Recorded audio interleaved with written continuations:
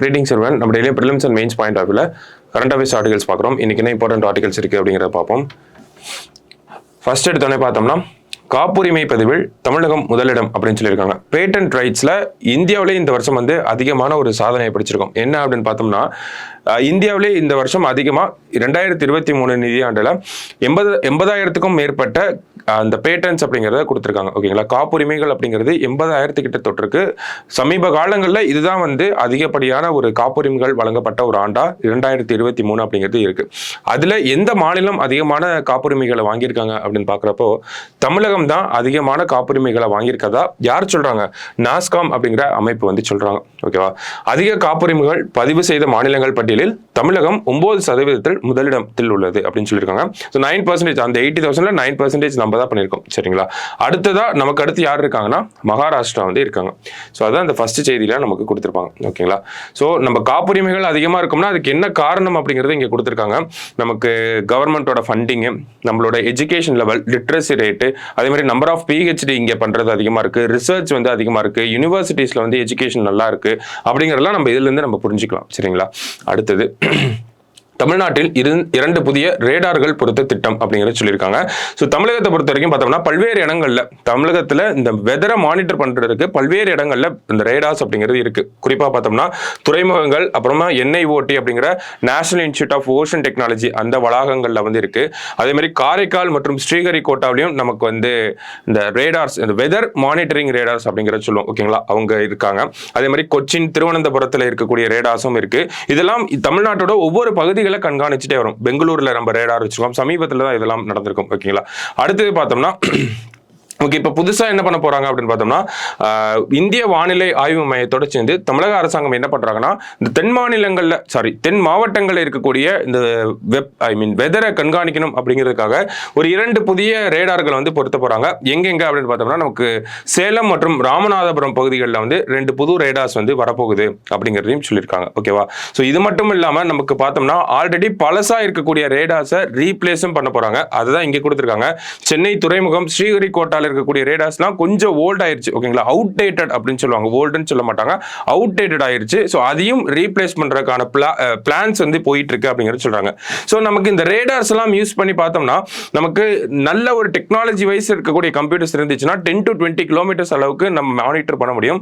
ஆனால் நமக்கு தேவையான அளவு என்ன அப்படின்னு பார்த்தோம்னா அரௌண்ட் 1 கிலோமீட்டர் ரேடியஸ்ல நம்ம மானிட்டர் பண்ணாலே நல்லா வெதரை வந்து ப்ரெடிக்ட் பண்ண முடியும் அப்படிங்கிறதெல்லாம் இந்த வல்லுநர்கள் வந்து சொல்லியிருப்பாங்க. ஸோ அதை பத்தின ஒரு சின்ன செய்தி குறிப்பு தான் கொடுத்துருக்கோம். இம்பார்ட்டன்டான விஷயம் என்ன அப்படின்னு பார்த்தோம்னா சேலம்லயும் ராமநாதபுரத்திலையும் நமக்கு அந்த ரேடார்கள் அப்படிங்கிறத வெதர் மானிட்டரிங்காக வைக்க போறாங்க. அது நம்மளோட தென் மாவட்டங்களில் இருக்கக்கூடிய அந்த வெதரை நல்லா மானிட்டர் பண்றதுக்கு உதவும் அப்படிங்கிறத சொல்லியிருக்காங்க.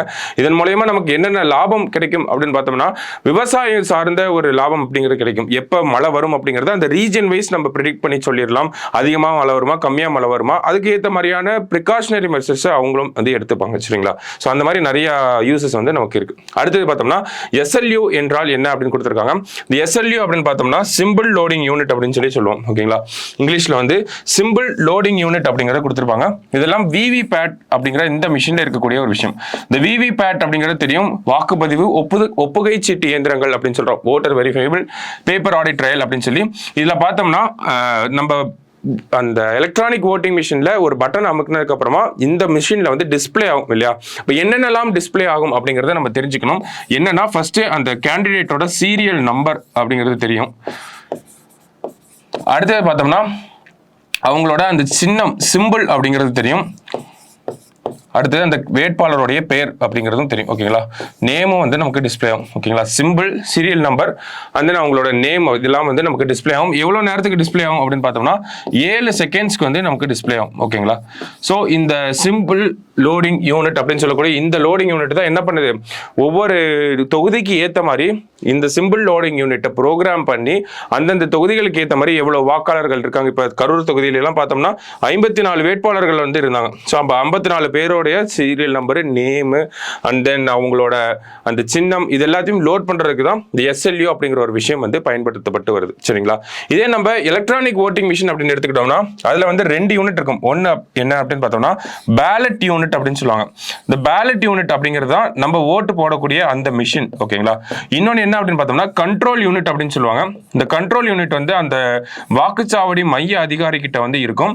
அவர் வந்து ஒரு பட்டனை பிரஸ் பண்ணாதான் நம்மளால போய் ஓட்டு போட முடியும். ஓகேங்களா? நம்ம ஓட் பண்ணதுக்கு அப்புறமா அது இது பண்ணி வச்சுப்பாங்க. மறுபடியும் அடுத்த ஆள் வரப்பதான் அவர் பட்டன் பிரஸ் பண்ணுவாங்க. அதுக்கப்புறம் நம்ம ஓட் பண்ண முடியும். சரிங்களா? அப்ப இந்த பேலட் யூனிட், கண்ட்ரோல் யூனிட் இது ரெண்டுமே எங்க இருக்கு? நமக்கு எலக்ட்ரானிக் ஓட்டிங் மிஷின்ல வந்து இருக்கு. ஓகேங்களா? ஸோ சமீபத்தில் ஒரு வழக்கு வந்துச்சு இல்லையா? அந்த வழக்கை பேஸ் பண்ணி தான் நம்ம இதெல்லாம் வந்து பார்க்குறோம். சரிங்களா? ஸோ அடுத்தது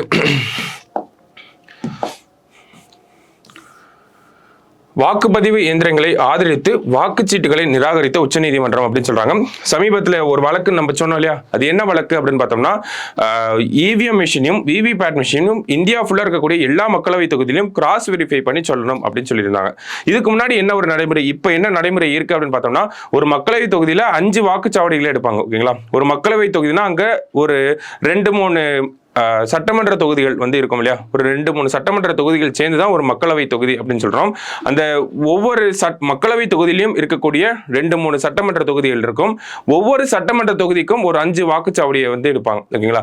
அந்த 5 வாக்குச்சாவடியை எடுத்து அதுல இருக்கக்கூடிய EVM மிஷின், அந்த வாக்குப்பதிவு ஒப்புகை சீட்டு மிஷின், அந்த VVPAT மிஷின் ரெண்டையும் கிராஸ் வெரிஃபை பண்ணி தான் நமக்கு ஒரு எரர் ஃப்ரீயா இருக்கணுங்கிறதுக்காக இந்த ஒரு ப்ராசஸை எலெக்ஷன் கமிஷன் டிரான்ஸ்பேரன்சிக்காகவும் பண்ணிட்டு இருக்காங்க. ஒரு வழக்கு போடப்பட்டுச்சு. என்ன பார்த்தோம்னா இந்த மாதிரி பண்ணக்கூடிய இந்த கிராஸ் வெரிஃபிகேஷனை இந்தியா ஃபுல்லா பண்ணணும் அப்படின்னு சொல்லியிருந்தாங்க. ஸோ அது தேவையில்லை அப்படிங்கிற ஒரு தீர்ப்பு தான் இந்த இடத்துல சொல்லியிருப்பாங்க.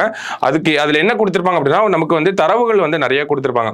அதாவது 1982 உருவாக்கப்பட்டதுல இருந்து இப்போ வரைக்கும் பார்த்தோம்னா இவ்வளவு 118 கோடி வாக்காளர்கள் வந்து இதுல வாக்களிச்சிருக்காங்க. எந்த ஒரு விஷயமும் வந்து இந்த இடத்துல சந்தேகம் இருக்கும்படியாக டவுட் ஏற்படுத்தக்கூடிய மாதிரியான விஷயங்கள் இதுல வந்து கிடையாது. அதே மாதிரி பார்த்தோம்னா நமக்கு தேர்தல் ஆணையம் இதுல இருக்கக்கூடிய சந்தேகங்கள் எல்லாத்திலையும் டைம் அண்ட் டைம் அகைன் வந்து நமக்கு வந்து டவுட்டை கிளாரிஃபை பண்ணிட்டு தான் இருக்காங்க. அதே மாதிரி இந்த வழக்குலையும் கூட நிறைய கேள்விகளை உச்சநீதிமன்றம் கேட்டிருப்பாங்க. எல்லா கேள்விகளுக்குமான அந்த பதிலை வந்து தேர்தல் ஆணையத்திலிருந்து வந்து பிரசன்ட் பண்ணியிருப்பாங்க. சரிங்களா? ஸோ அப்போ இந்த மாதிரி தேவையில்லாத ஒரு வழக்குகள் அப்படிங்கிறது நிறைய போடப்பட்டு வருது. இப்போதைக்கு இருக்கக்கூடிய நடைமுறையான அந்த 5 ஒரு மக்களவை தொகுதியில 5 இடத்துல பண்றாங்க இல்லையா? ஸோ அது மட்டுமே அந்த ஒரு நடைமுறையே இருக்கட்டும். மேலும் இந்த ஒரு விஷயம் அப்படிங்கிறது எலெக்ஷன் கமிஷன் ஆஃப் இந்தியா இந்த ஒரு EVM மிஷின் அண்ட் VVPAT மிஷினை அடுத்தடுத்த கட்டங்களுக்கு அப்கிரேட் பண்ணலாம். இதை விட்டுட்டு மறுபடியும் வாக்குச்சீட்டுகள் அப்படிங்கிற அந்த ஒரு முறைக்கு போக வேண்டிய கட்டாயமும் கிடையாது, அதுக்கான தேவையும் இல்லை அப்படிங்கிறத உச்சநீதிமன்றம் சொல்லியிருப்பாங்க. ஸோ அந்த ஒரு வழக்கு, அந்த வழக்குல சொன்ன இந்த டேட்டாஸை தான் நம்ம இந்த இடத்துல கொடுத்துருக்கோம். EVM மிஷின் எவ்வளவு யூஸ் ஆயிருக்கு அப்படிங்கிறத நம்ம இதுல இருந்து எடுத்துக்கலாம். சரிங்களா? ஸோ இன்னைக்கு ஆர்டிகல்ஸை பார்த்தோம்னா ஒரு 5 இம்பார்ட்டன்டான ஆர்டிகல்ஸை பார்த்துருக்கோம். சரிங்களா? ஸோ எல்லாமே நமக்கு ப்ரிலிம்ஸ் பாயிண்ட் ஆஃப் வியூ இம்பார்ட்டண்டா இருக்கு. ஸோ நோட் பண்ணி வச்சுக்கோங்க. நாளைக்கு DNA மீட் பண்ணலாம். தேங்க்யூ.